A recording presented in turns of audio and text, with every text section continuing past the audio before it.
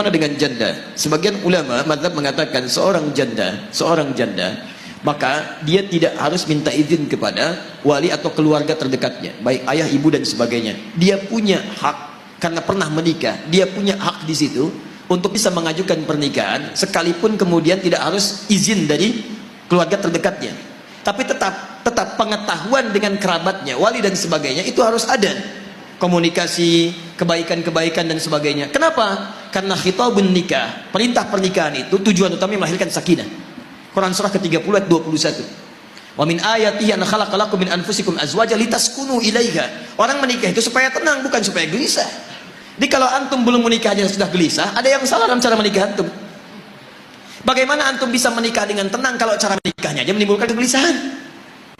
Makanya sekalipun para perempuan yang sudah pernah menikah punya hak misalnya secara pribadinya untuk dia bisa menikah dengan yang dia pilih, tapi tetap tidak mengurangi dua hal. Dia harus berkonsultasi, dia tanyakan, dan dia minta perwalian. Jadi tidak menggugurkan hak walinya. Cuman dia punya hak untuk menikah, mengajukan pernikahan, tapi tetap tidak menggugurkan hak walinya. Dia harus dinikahkan oleh orang lain. Siapa itu? Kalau ada kerabat terdekat, ambil kerabat terdekat. Kalau kemudian kerabat terdekat tidak ada, maka silahkan cari wali-wali hakim yang bisa mewakilinya dari KUA atau yang lain-lainnya. Tapi maaf sekali lagi, kalau terjadi pernikahan yang seperti tadi, nikahnya sah kalau rukunnya terpenuhi, tapi dia bermaksiat kepada Allah Subhanahu wa taala. Nikahnya sah, tapi dia bermaksiat kepada Allah Subhanahu wa taala. Baik, dan saran saya sederhana.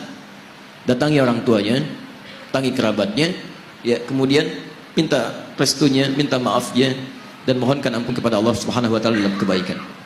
Tapi ada kasus yang dibenarkan pernikahan seperti itu jika memang kondisi-kondisi dari wali terdekatnya, satu, menjauhkan dia dari Allah Subhanahu wa taala. Ada ancaman yang membahayakan bagi agama dan kepercayaannya. Misal, dia beda agama, seorang anak. Kemudian ketika dia pindah agama, dia mau menikah, diancam oleh orang tuanya. Kalau kamu kemudian mau saya jadi walinya, kamu harus kembali kepada agama kamu. Kalau tidak, kamu begini atau menghadapi siksa, maka dia boleh meninggalkan itu, kemudian dia menikah dengan apa yang ia pilih dan menjadikan yang lain sebagai walinya. Misal ustadz tertentu atau dari KUA atau sebagainya. Saya tidak tahu kasus spesifiknya yang mana ini yang dimaksudkan, tapi kalau misalnya, mohon maaf, yang dimaksudkan yang pertama, maka saran saya supaya bisa kembali kepada walinya, kemudian dia meminta maaf dan bersama-sama beristighfar kepada Allah Subhanahu wa taala. Kalau nikahnya sah sepanjang rukunnya terpenuhi, tapi sekali lagi dia bermaksiat kepada Allah Subhanahu wa taala.